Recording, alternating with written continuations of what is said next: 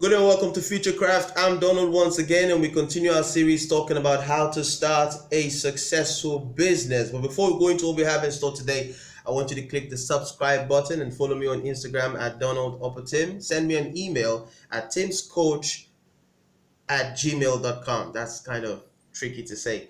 Timscoach at gmail.com. Send me comments, send me questions. I'd like to address them and give you suggestions on how to go about achieving your balanced, successful life. Now, we're talking about how to start and position your business for success. We've talked about defining exactly what it is your business is supposed to do. We talked about defining your vision. Today, we're going to be talking about defining what business entity you want to start with. Okay, now you see, your vision will inform what business entity you want to start with.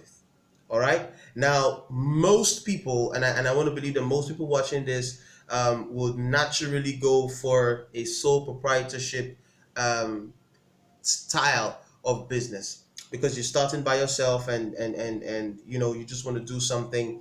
Well, that's interesting and that's good, but then there are different types of business entities with their different advantages and disadvantages, and so on and so forth. You could either start as a partnership, as a limited liability company, as a corporation. It depends on what you want to achieve and where you want to go.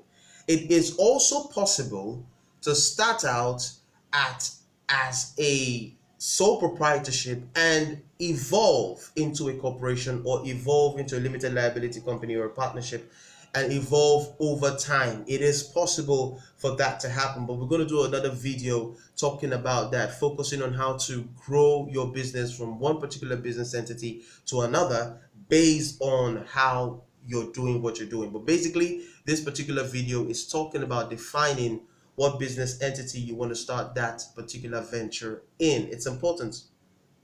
There are certain businesses you will go into.